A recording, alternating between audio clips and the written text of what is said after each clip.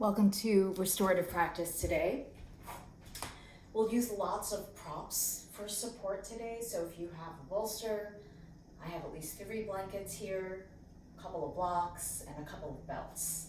And we'll start in our Tadasana with our upward arms and a belt. So you can stand and take 2 blocks.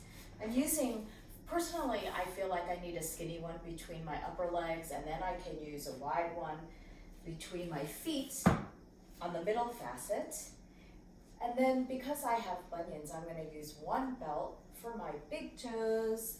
You don't need that one if you don't have bunions. If you do have bunions, you loop the belt around your big toes only and the block, and then you pull it to the tautness that feels informative. I'm also pulling the toe that feels like it needs more help. I'm pulling the belt away from that toe. Then I'm standing and hugging my blocks, and I'm making the loop of the belt the width of my shoulders, and then reaching the arms forward to shoulder height to break the belt, hugging the legs into the block and spreading the toes, and then inhale to bring the arms over the head into the upward arms. Urdhva Hastasana in Tadasana. Finding the squareness in the pose, the symmetry in the pose, equaling the weight in the feet. Breaking outward to the belt. And feeling the energy lift up from the base of the spine all the way out through the crown of the head. Look straight ahead with the eyes and breathe in and out through the nose. Feel the anchor in your feet. Feel the energy lifting upward in your legs. Using the belt and the arms to help engage the muscles of your arms, which will help you open your shoulders. Using just as much energy as you need, no more and no less. And then we'll exhale and lower the arms and lower the belt. And just let the belt drop to your sides. And then we'll go into Uttanasana, placing the hands to your hips. Feel the shoulders slide down the back. Invigorate your legs so you're hugging into your blocks equally. And then exhale and bend forward with your spine. When you can't keep your spine long anymore, exhale and release your arms and release your head towards the floor. Releasing your hands towards the floor. Please use blocks or any other kind of support if your hands don't reach the floor easily. And then stand equally in your legs, invigorate your legs upward. Spread your toes. So you want all of your toes to point straight ahead. That's the purpose of that belt that I'm using for my big toes. My big toe likes to point inward towards the second toe. So I'm using the belt to traction the big toe forward, create more space at the mound of the big toe. And then feel my inner heels hugging towards the block. Energize the legs upward towards the sits bones. And breathe smoothly in and out through the nose. Feeling long muscles down the back. Relax the head down.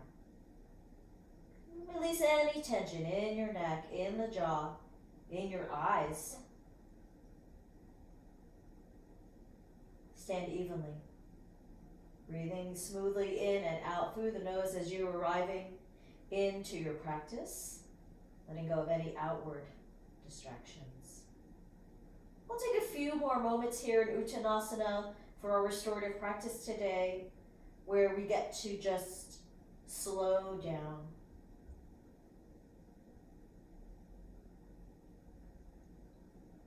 And then let's mindfully make our way out of the pose by lifting the chin and the chest, coming up to the fingertips, hands in front of the shoulders. And you can take a few breaths here in this, what we call the upward facing in the Uttanasana.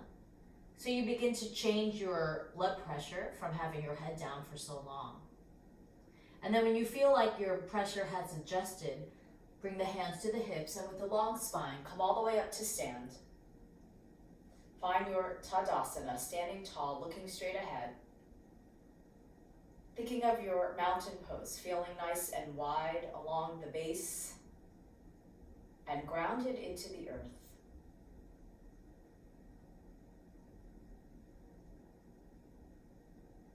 So if you haven't noticed yet, we're going to try to move very slowly today, giving us a real contradiction to our busy lives. Okay, now we're going to take away these props and we're going to get ready for Adho Mukha Svanasana, our downward facing dog. And there's a choice here. If you're feeling particularly fatigued, it's the end of the holiday season, it's very cold out, you can just do one long Adho Mukha Svanasana or do multiple Adho Mukha Svanasanas with a little child's pose rest in between.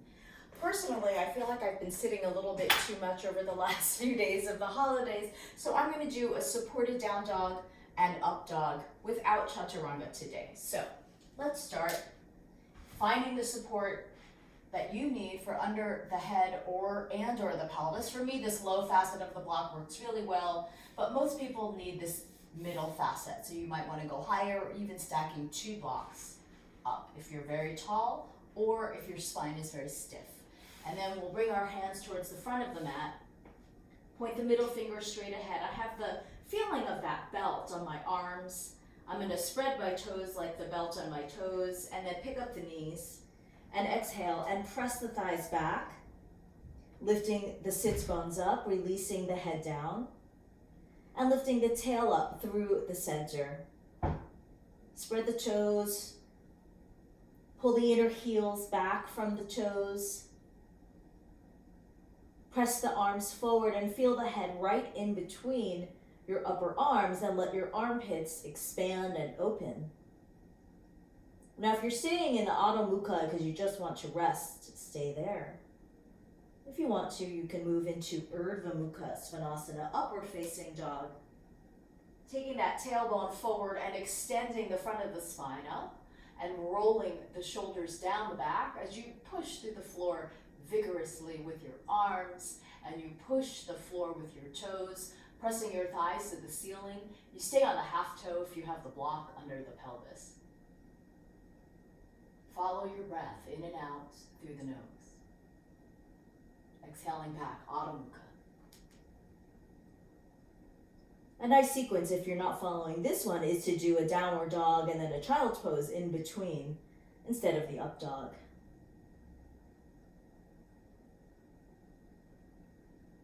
Pull back equally with your feet, push forward equally with your hands, and then lift up to your tailbone. Make it sharper and sharper. Inhale, Urdhva Mukha. Changing the spine. Bury the tail. Rest your pelvis onto the block equally right, left. And then lift up through the front of the body. Lift the sides of the navel. Lift the breastplate. Lift the collarbones. Open the throat. Lift the chin. Look up. Eyes up if you can. Upward facing. Exhale, Adho Mukha. Lift the sits bones up. Feel the length along the sides of the waist, the sides of the ribs as your hands are pushing forward. Maybe you have a little bit more reach now of those heels moving back and down. Breathe in. Breathe out. One more. Inhale, Urdhva Mukha. Rolling the shoulders down the back. Try to feel the 2 sides of the body really equal in the pose. The spine is the center. The arms and legs work at the same rate. You might find that challenging due to muscular imbalances.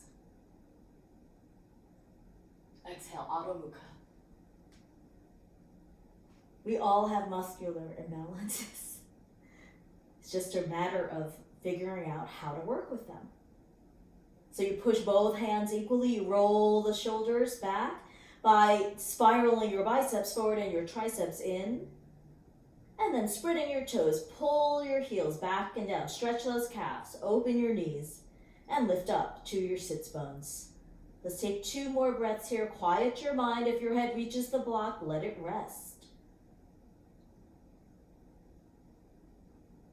And then everybody will come on down into Adho Mukha Virasana, your child's pose, opening your knees wide, putting your big toes together, and letting your hips sit back to your heels and resting your forehead down. I'm using my block. You could go to the floor if you want.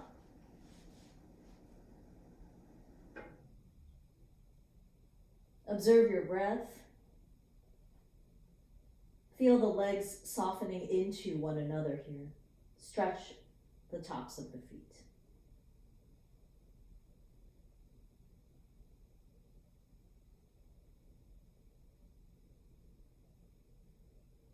Okay, we're going to inhale and come up.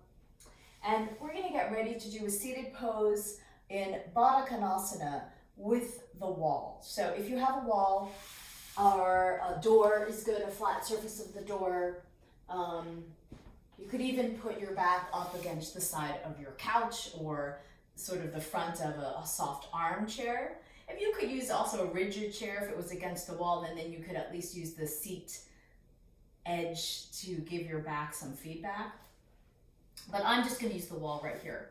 So if when you sit in Baddha Konasana, which is bound angle pose, soles of the feet together, knees apart, if you sit and your spine is falling back and or your knees are considerably higher than the hips, I would consider this considerably higher. I would consider this moderately higher, right? But if you're not upright with your knees open, you can see my knees pretty couple inches away from the floor, so my hips are a little bit tight today. So I'm going to sit up on one blanket. That'll give you a little sense. So if you're having a harder time sitting up, just go ahead and make your seat higher and higher as you need. I always say, there's no cheating in yoga. You're just doing whatever you need for your practice. So I'm sitting with my back to the wall. A way to get as far into the wall as possible is, first, you get those feet together. They don't have to be perfect, but you bend forward and you walk your sits bones back. So you need these little adjustments. And then you try to bring your back up and you go as much as you can to the wall as you can. And now you make your feet totally equal, as if your feet are doing a prayer position. So I've lined up my big toes and the inner heel, and the little toes and the outer heel as much as you can. Getting the outer edge of that foot to come together can be challenging if your hips are tight.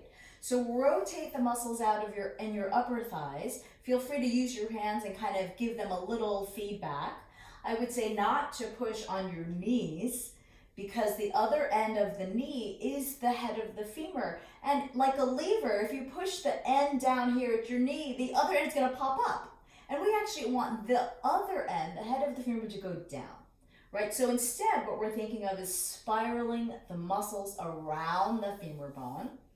I'm sliding forward, so I'm gonna adjust. Anytime you feel like you're sliding forward, adjust so that you're as upright as you can. If you have a hairdo that prohibits your head from touching the wall, I would move it out of the way so that you can really find the line of your spine upright, the tailbone in the center of your pelvis, equal external rotation of both of your thighs outward, equal level of your knees as best you can. So try not to look at them so much, but have your head lined up, and then a little bit use your peripheral vision to try to assess if your knees are level. If you have one knee that is particularly higher than the other, you could use your hand and just kind of press that leg down, give it a little extra feedback. Or you could take your block and put it up under the knee that is lower and make that knee raise up to meet the higher knee. Either way that feels most beneficial for your pose today. Breathing in and breathing out. Using the wall for feedback to help you lift up as much as you can in your spine. And then to let the legs release down. While we're here, let's do a little shoulder stretch. Again, if you're feeling extremely fatigued today, you can just be here, close your eyes and breathe. But if you want to add a little shoulder stretching pose, let's do the interlaced fingers. You put your hands in front of you, interlaced to the webbing. You turn your palms up to the ceiling and you place the back of your hands on the crown of your head. So it's not right in the center and it's not too far forward. It's sort of a little bit behind the hairline. And then roll the shoulders back and try to bring your elbows to the wall as you try to shape your hands to your head. This is extremely challenging. In case you were wondering, if it feels easy, perhaps you are letting your fingers slide apart or your elbows roll forward. Keeping your shoulders even on the wall, exhale as you try to straighten your elbows. Thinking of your upper arms, squeezing inward towards your ears, look straight ahead. Level your eyes. Keep your back wide on the wall. Breathe in. Breathe out. Are your hips released? Try to let them go. Let your thighs drop down and the muscles rotate out. Exhale, bend the elbows. Release the fingers. Turn the palms up. Rest them on your knees and take a few breaths. It is a surprisingly vigorous pose. And now we'll do the other interlace. So you do the one you know. It's natural. Then change the fingers, all of them. Turn the palms and bring the backs of the hands onto the top of the head again. Widen the shoulders on the wall. Let your hands conform to the top of your head. Inhale. Exhale. Push your hands upward now. Squeezing the upper arms into the ears as best you can. Feel your shoulder blades on the wall. Sharpen your sits bones, sitting evenly. Taking your time to continually try to push those hands up. Sometimes I put a foam block on people's hands here, my students. So you're trying to flatten your knuckles and your palms as much as you can. And make your hands equal. I for sure feel my dominant hand, my right hand, stretching a lot. All those muscles in my forearm, around my elbow, much stronger than my left. That's my observation in my pose. You can notice your own. And then let's come out by bending the elbows and releasing your fingers and releasing your arms to the sides with your palms up. Taking a few breaths, feel free to close the eyes if you'd like and quiet your mind. Finding your symmetry in the pose.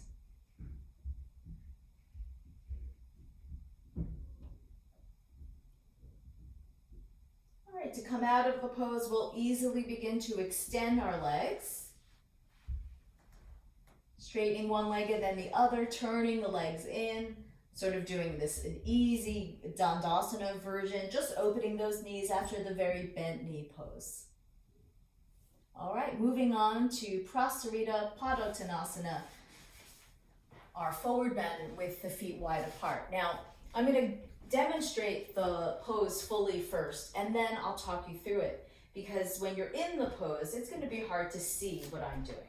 So for me, I know that when I drop my head, I like to have a little support today, and the blanket is high enough. So you can feel free to use your blocks. So I'm going to set the blocks up in front of me. I'm going to stand in my Tadasana. Here's my demo, and then I'll talk you through it. So I'm going to step or jump the feet wide, up to 5 feet apart with my arms to the side, and bring the hands to the hips. First, we start with an upward facing here, standing, so that you're working on lifting the chest and extending the spine. You keep the chest lifted as you bend forward, so that you're working on creating a long spine as you're doing this easy hip flexion. Then you put your hands to your blocks at any height that you need, with your hands slightly in front of the shoulders. You can see, I just looked in this side, that my hips went way far back. We don't want that to happen. We want the hips to be upright over the feet. And then we stay and breathe. Then exhale and release the body all the way over so that your palms are flat on the floor with the fingertips moving to be in line with your feet. Now, if your hands don't get to the floor, just change your blocks and move them under the hands. If your hands are on the floor, if your elbows are bent, they're pointing straight behind you, and you're using a support under the head if you'd like. It's really restorative to support the head. And then we'll stay and hang out here for a little bit. So what's common in this pose is that the hips stay a little bit behind the heels. So what we want are the legs to be as upright as possible, feeling like your sits bones are really tipping upward towards the ceiling, so you're really pulling out the back of your hamstrings, okay? So then to come out of it, we'll stretch the spine first, moving away from the hands, move the hands back into the upward facing, trying to keep those legs upright, and then bring both hands back to the hips. As you inhale, all the way back up, once more to your upward facing, and then to neutral, and then wiggle the feet in, and you'll step or jump together, depending on how you feel. Okay, so now I'll talk you through it. We'll do it all together. I'm going to set up my props facing you. Standing in Tadasana, we'll float the hands up in front of the heart, and then you'll step or jump your feet wide up to 5 feet apart. Turn your toes in. So feel free to peek at your feet. So as I jumped, I noticed now my right foot is actually further ahead of my left foot. So I'm going to move my right foot a little further back and make sure that those second toes are pointing straight ahead, not out to the side. Then try to stand nice and evenly in your hips. I put my hands a little lower than my hips, closer to the greater trochanter, or if it's more helpful for you, a little more feedback on your hip bones themselves. You can put your hands wherever it's informative. Then we'll roll the shoulders back as we inhale and look up, lift the chest, feel those shoulders really going down the back. Do not leave the shoulders forward as you look up. And with the chest lifted, exhale and bend at the hips. Try not to lean back on your heels. Put the fingertips to the floor or blocks and lift your heart into your upward facing. Try not to lean back on your heels. And then trying to keep that length in the spine. Exhale, lengthen the spine over. Drop the top of the head down. Move the hands back to be more in line with your toes. Move the blocks as you need. And then stretch your palms on your blocks if you're low enough. If your elbows bend, make your forearms as vertical as you can, pointing the elbows to the wall straight behind you. And then feel like you're squaring off in your shoulders. Try not to squeeze in your armpits, but rather, can you remember the feeling of having your shoulder blades against the wall? That's the same feeling that you would want here. And now, are your feet still pointing straight ahead, or have your toes slid out? Turn those toes in. Point the heels out. Anchor the feet. And then lift the inner seam of the legs. Lift the sits bones. Tilt those sits bones up to the ceiling and open the hamstrings and open the backs of your knees. Breathe in. Breathe out. Try to rest the head downward. If you have the head on a support, it is extra restorative. It will help quiet your mind. It will help quiet your nervous system. Now breathe smoothly in and out through the nose.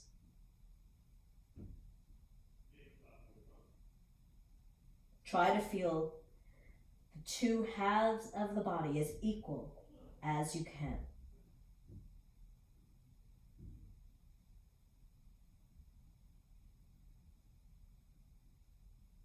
Muscles of the spine are lengthening downward towards the head.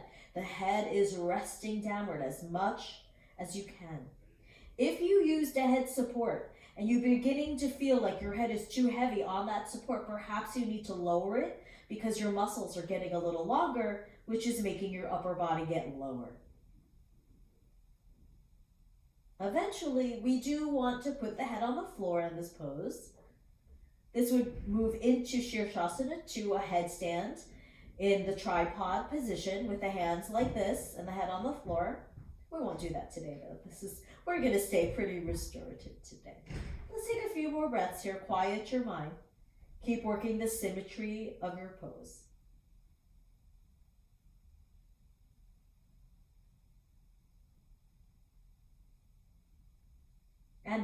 let's come out of the pose by stretching your arms and looking forward.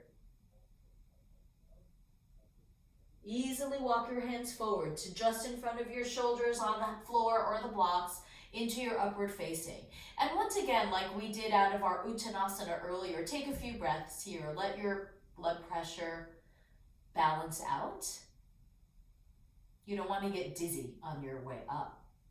Then when you're ready, bring your hands to your hips. Inhale, come up with a long spine, finishing in your upward facing, moving those shoulders down the back, lifting your navel up and burying the tail. Then come to the middle. Make sure that you have lifted out of the hip flexion. So now you're very upright here in your pelvis. Navel is up, shoulders down.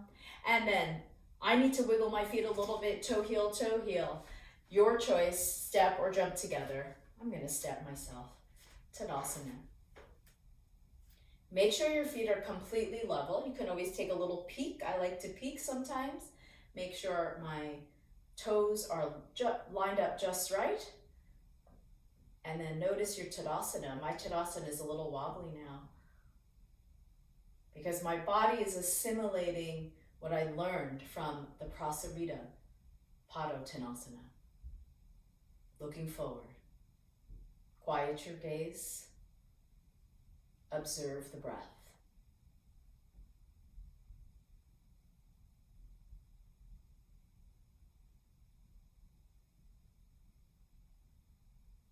All right, next, we're going to move into Supta Baddha Konasana, which is the reclining Baddha Konasana. And we'll do a little bit of simple pranayama in the pose because it is a nice supported reclining position.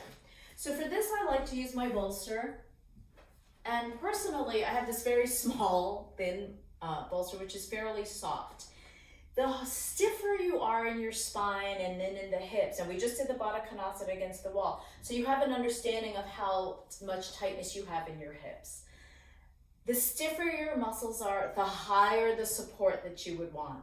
So I'm not that stiff, so I'm using a pretty low support. So if you feel like you need something higher, just make your support as high as you might need it. So I'm going to put the bolster down towards the top of the mat.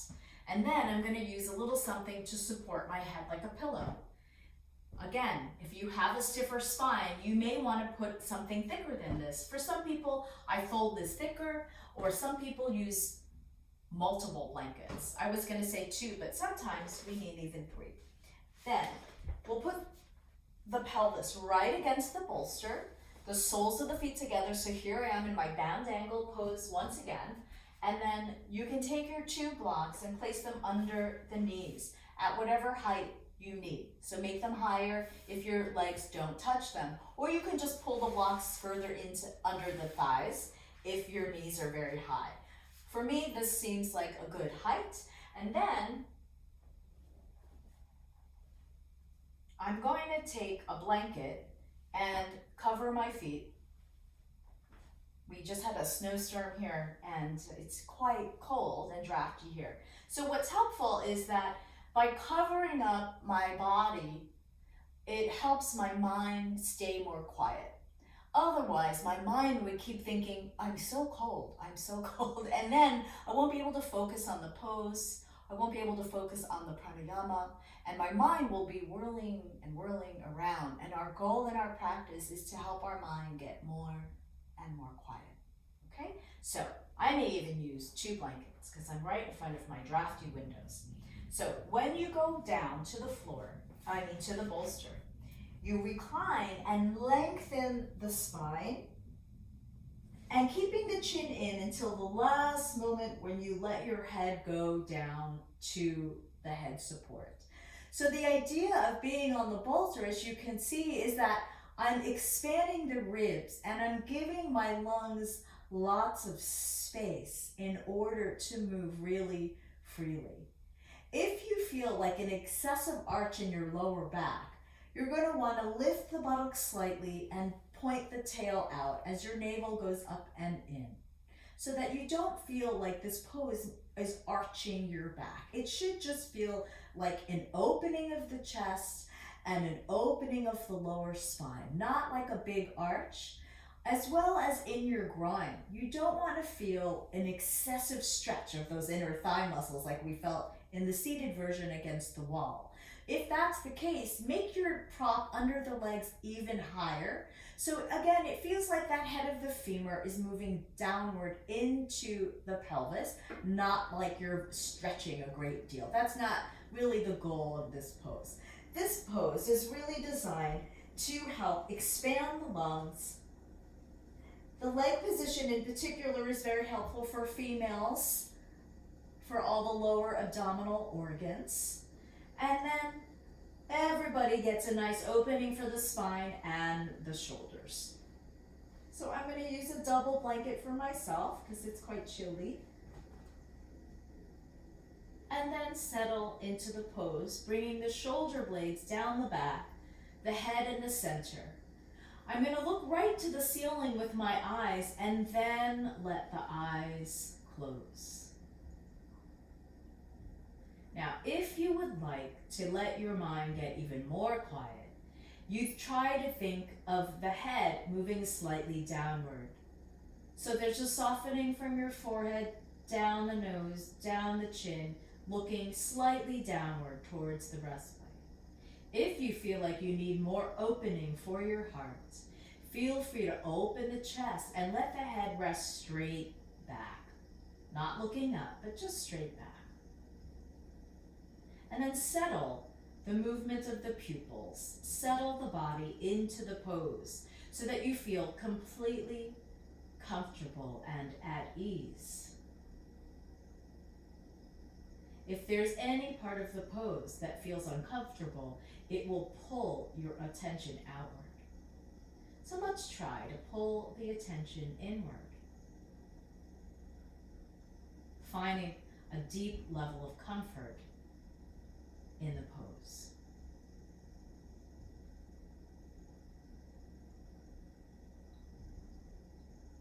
And now we're going to focus on our breathing, letting our breathing slow down. So breathing only in and out through the nose. As you inhale, you're going to imagine the breath filling up your lungs from the bottom all the way to the top being all the way by your collarbones. And then as you exhale through your nose, you're going to imagine the lungs deflating from the top to the bottom, and the bottom is at the base of your rib cage. And once you feel that bottom, your lungs empty, you're going to feel a softening in your belly. So you relax around your navel. This timing is your own. Inhaling from the bottom to the top of your lungs. And exhaling from the top of the lungs to the bottom. What does your own timing mean? It means that you regulate the breath to the length and the depth that feels comfortable for you, so that you're creating a little bit more time and expansion of your lungs, but you're trying not to force it.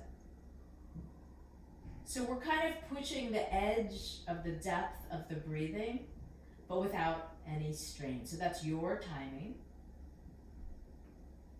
Inhaling fully from the bottom of the lungs to the top. And exhaling fully from the top of the lungs to the bottom. Every time you exhale, release any excess tension in your body, especially around the neck and the shoulders. Try to make the inhale and the exhale even in length.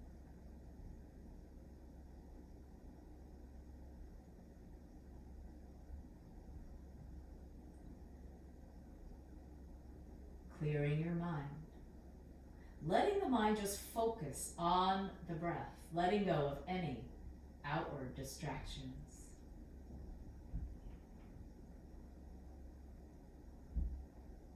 And as you continue this deep breathing, notice if the breath can get a little bit longer. a little bit fuller, without any force, without any strain.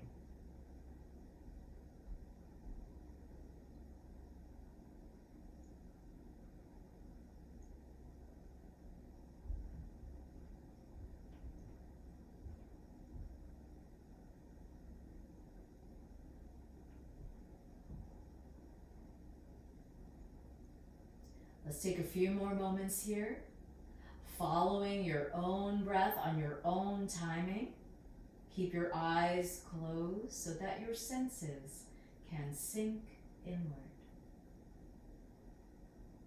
Inhaling fully through the nose and exhaling fully through the nose.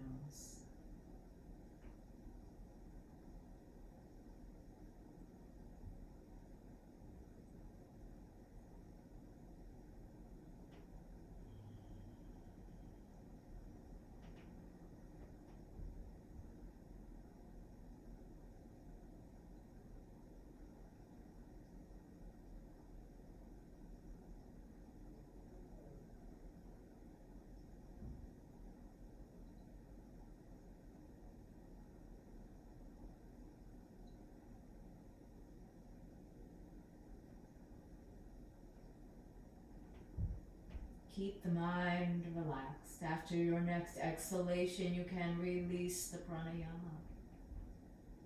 Pranayama translates to breathing exercises. And that's all we did, was exercised our breath. Now you can notice the effects of that exercise in your mind and in your nervous system.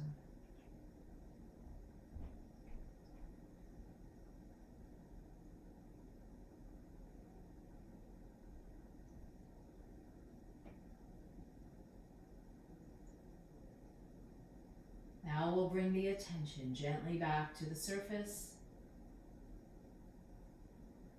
and bring the arms in from the sides.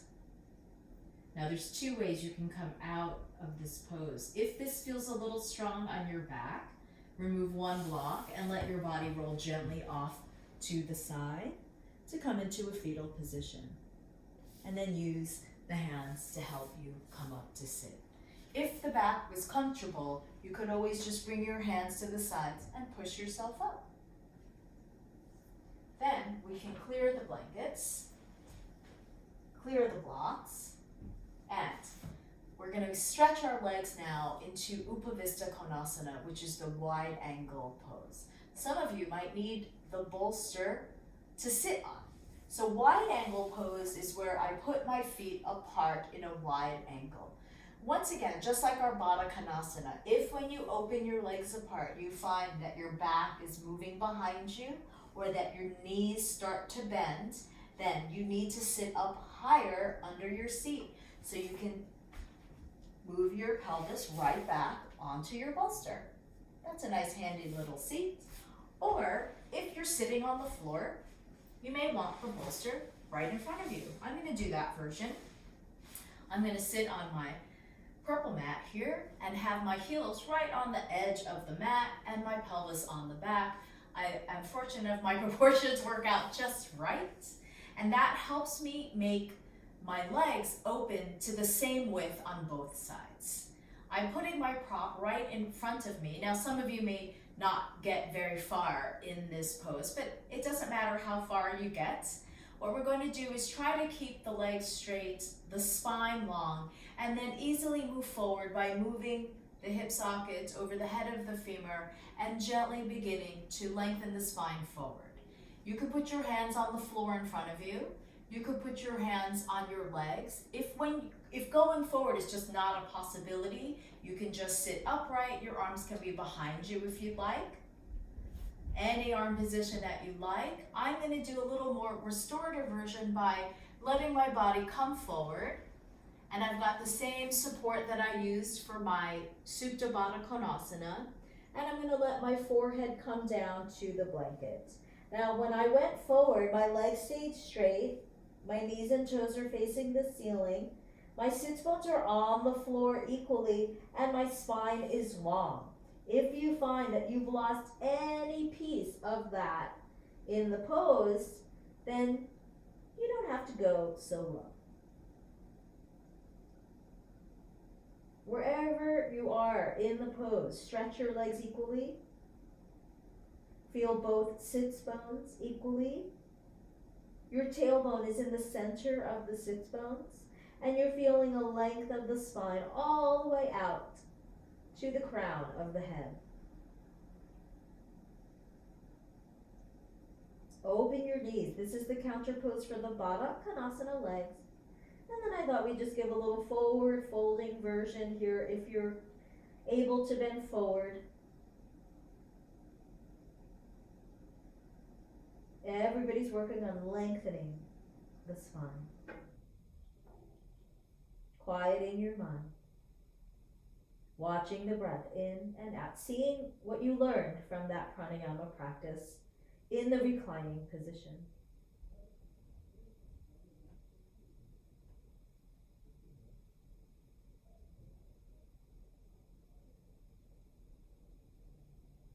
If you're bent forward, inhale now to come back up to sit. And we'll clear the props out of the way if they're in front of you. And then reach your hands inside your knees and pull your knees together and give them a little hug and relax those adductor muscles.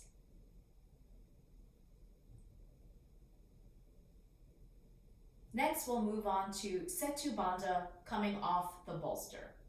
So once again, I'm going to use the wall here as a brace against the soles of the feet, and I have a block here for a little shelf. You could have a wall here. You could actually have your feet in this space. You don't have to be against a wall, or the couch is a good option if you're in your living room, or even the side of the bed if you're in the bedroom. Okay, so I'm going to set up this. Now, I typically practice this pose without a sticky mat so that I can easily slide my back. So I'm just going to move one sticky mat out of the way here. And I think I'll be okay with just one. Now, for proportions and flexibility, for me, I'm going to use 2 of these folded blankets and the purple bolster that I was just using.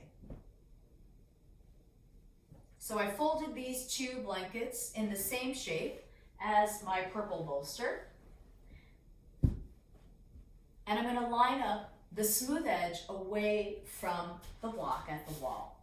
Then I'm going to line up this prop with the block at the wall.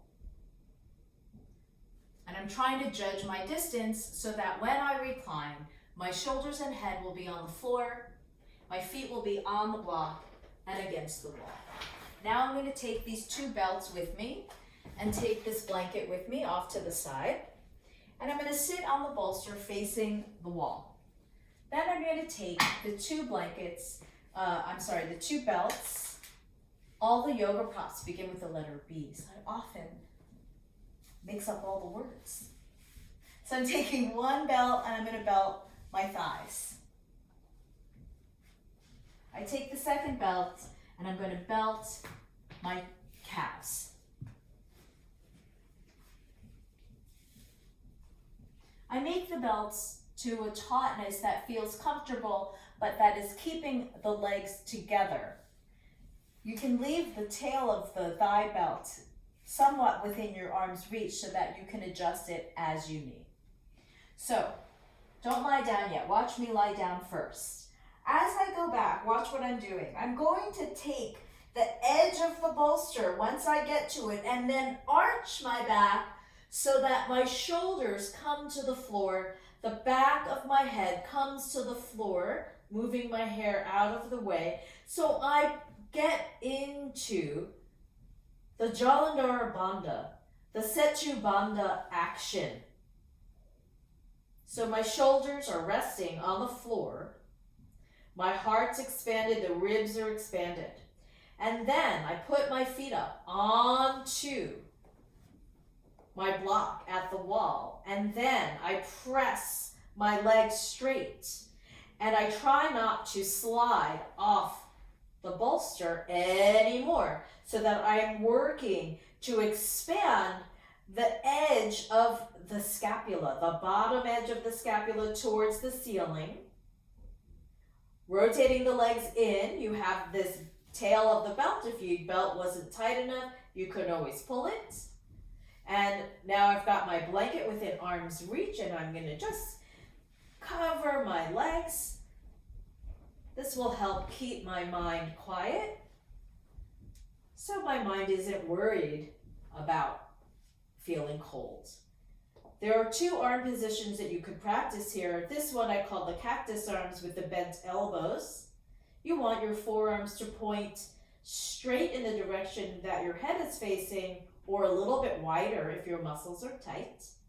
Or if your shoulders are too tight for this, your arms can be down by the sides with straight elbows. So whatever arm position feels comfortable for you. The cactus position is stronger on your shoulders. And then you rest the back of your head. Try not to look down, but actually point the eyes to the ceiling.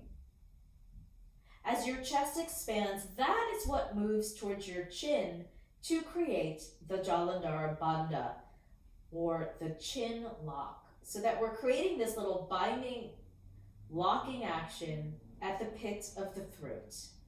This is meant to help support and stimulate your thyroid gland. So try to relax your throat, relax the lower jaw. Feel the lightness of the breath expanding into your ribs,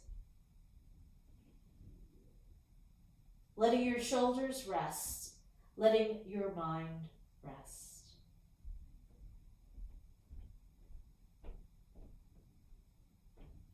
The Setu Bandha position is meant to help you discipline your mind. So use the pose, use this softening at the pit of your throat to help you relax any thinking, release any distractions. We've worked our whole practice today to build up to this pose.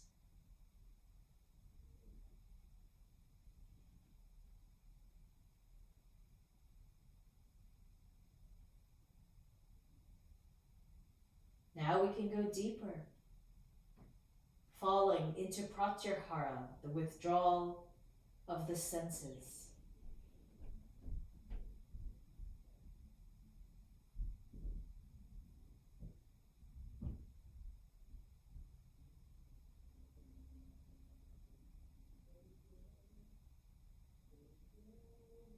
See if you can begin to do less and less.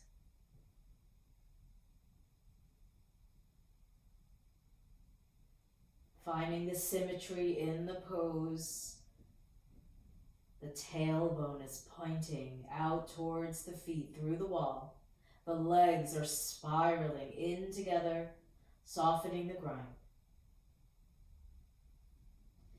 Continue to feel the lightness of the breath in the lungs moving the ribs, the shoulders resting on the floor.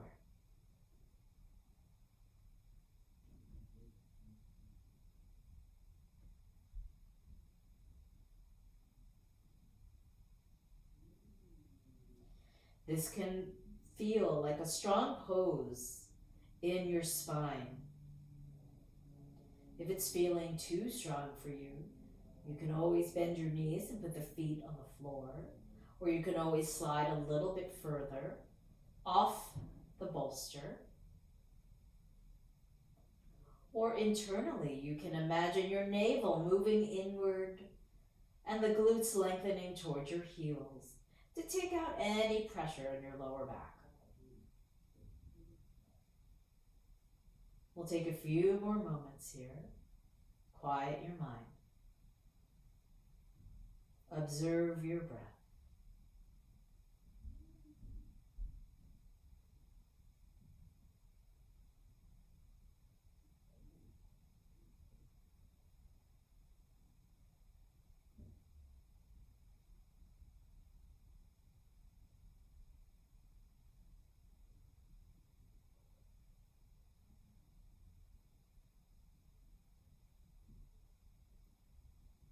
order to begin to come out of the pose, I'm going to easily bend my knees. Now they might not bend easily if you made your belts really tight. My belts aren't super tight. So I put my feet on the edge of the bolster because I have lots of room here because I'm so petite. But you could just put your feet on the floor and then you push off your feet and you gently begin to slide off the bolster towards the head. Or take a little kind of caterpillar wiggle if you don't slide very easily. And let your whole back come flat to the floor. And then stretch your legs outward onto your bolster again, feeling the width of the shoulders. And I like to leave my belts there personally because now my legs are well tied together and my hips stay completely relaxed. As I take a few moments here,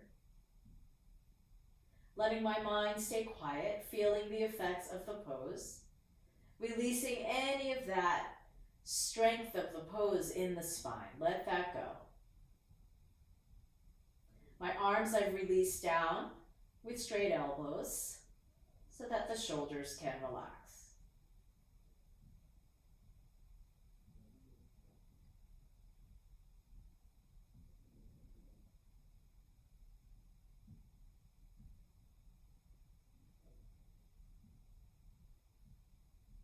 Once you feel like your back has recovered in the pose, we'll bend the knees. And one of my belts just fell off by itself. We'll roll to either side. Use the hands to help you come up to sit. And then we'll take off the second belt if it's still on. Okay, let's do one more nice restorative pose. Putting our legs up the wall into Viparita Karani. So for this pose, I'm going to take my folding mat and I'm going to put it right next to the wall. If you don't have a wall, the door is fine. You could do this with the couch. If you have the couch, you probably don't need a very high prop under your pelvis. I'll show you with the higher prop under the pelvis, like this. So the same setup that I just used for Setu Bandha, and generally your proportions will match up. So I'm using these two folded blankets. I actually think one is going to be sufficient for me today. And I'm setting my props up on the side of the mat that's further away from the wall. So there's this space between my prop and the wall. And then let's see, I don't need any of these other props, so I'm going to move them off to the side. But I am going to keep my blanket nearby, especially because as we get quieter towards the end of our practice, our blood sugar starts to drop and we get a little bit cooler, okay? So I'm going to leave this blanket on the other side for when I come out of the pose. First, I sit to the side of my prop, putting the hip as close as I can to the wall. Then I flip my body to the side, bringing my legs up the wall and my back to the floor. See, I'm wiggling and manipulating the pose a little bit so that I can get my sits bones as far to the wall as I possibly can. If you're further away from the wall, that's okay. That's your hamstrings telling you they don't want to be closer to the wall. And that's your pose. That's just fine. Then I rotate the legs and bring them together. I expand the chest and bring the tops of the shoulders to the floor like you just had it for your Setu Bandha off the bolster. And then again, you can either do your cactus arms with your elbows bent or have your arms to the side with straight elbows and the palms up. Then I'm going to take my blanket once again and give myself a little bit of a cover.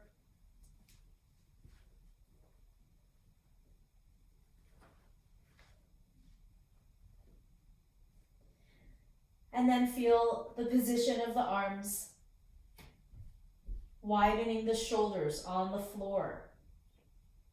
Feeling the weight of the legs sink into the hips. Feel the back of the pelvis widening to the bolster. Soften the belly. Feel the expansion of the spine as it descends off the bolster to bring the top of the shoulders to the floor and widen the shoulders. Relax the arms. If you're on the couch or a chair with your legs, your knees are bent, that is just fine. You're still getting the benefit of the inversion of the pose, letting all the blood pool down from the feet to the pit of the throat, where we move into the Jalandhar Bandha. Once again, the chin lock, softening the throat, relaxing the jaw, sinking into your pratyahara, withdrawal of the senses.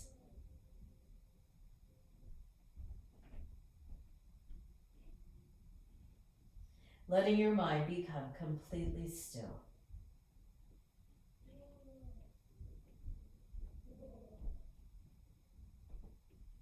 Let go of any outward distractions.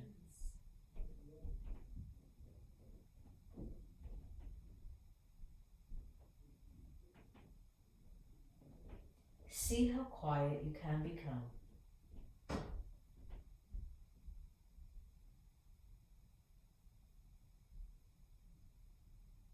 Let yourself do nothing.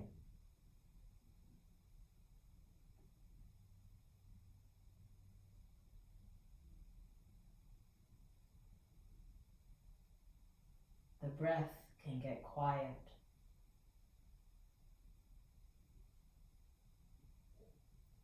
The pupils are still and the mind is still.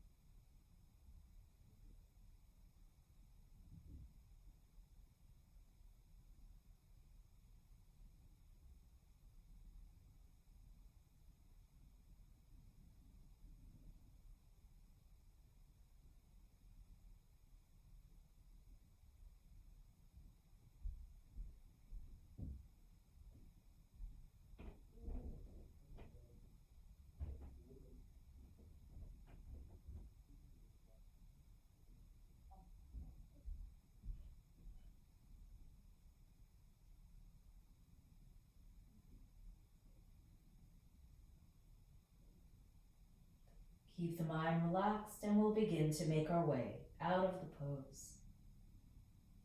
If the legs are straight, gently bend your knees. If you have the legs up the wall now, you'll push against the wall and easily begin to slide your way towards the head to come off the bolster. If you had your legs on the chair, just bring your knees in and easily roll to the side. Now, if you had the full Viparita Karani, what you could do here is turn your legs out now and take one more Baddha Konasana position. Let the head come to another blanket. I conveniently put that blanket there behind me for under my head. Open the knees wide, widen the back, and take a few moments and again, let your back recover as we just did a nice strong pose for the spine again.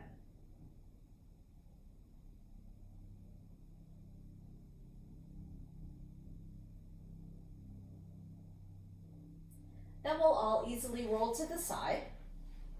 Use the hands to come up to sit. And we'll set up to do a supported Shavasana. So I'm going to move my props here over to the side. And I'm going to need 3 blankets, or perhaps 3 blankets plus a pillow, or 2 blankets, depending on how much support you'd like for your head. And I'll spread my mat back out for you. So I'm going to take 1 blanket, unfold it so it's this long rectangle, and then refold it in 3s. So I have a long, narrow strip, and I put the fringe edge towards the edge of the blanket. It can even be off the blanket You won't need the whole piece of it. Then I'm going to take one more blanket for under my head. And then I've got yet my third blanket that I'm going to put over me. So I sit right at the edge of the blanket here and then recline. So my pelvis is on the floor.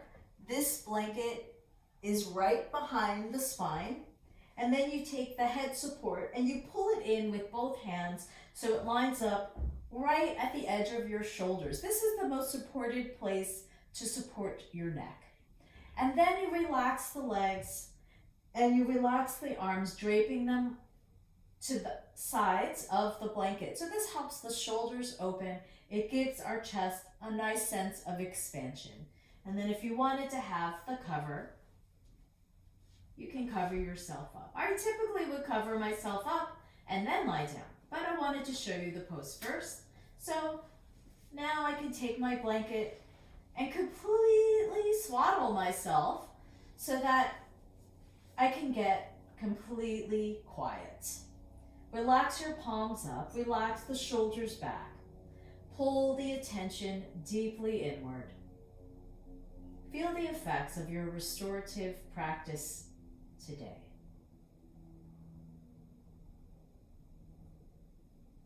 Notice your nervous system. Hopefully it feels quieter and more at ease.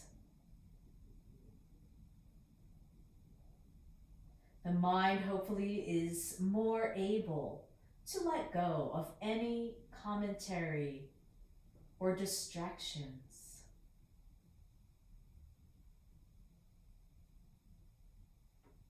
And hopefully the body feels more at ease.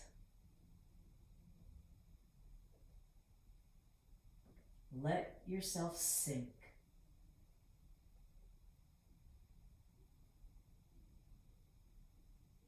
Do nothing. And just notice how still you can become for the next few minutes. Just resting deeply.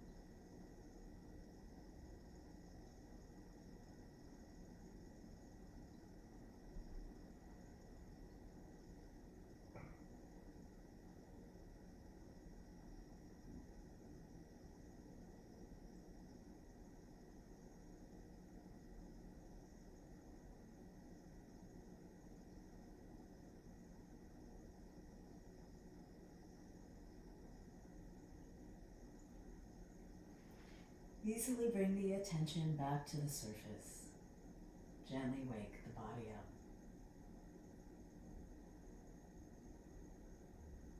The hands can come to rest on the torso one at a time. When you're ready, bend the knees, one at a time. And easily roll to your right side into the fetal position with the right arm under the ear and the left arm on the floor in front of the chest. And then use the hands to push the floor away and make your way up to sit in any comfortable position.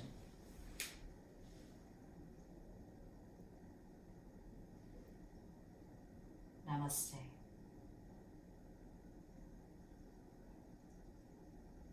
Thank you, and I hope you feel a little bit restored. Have a great day.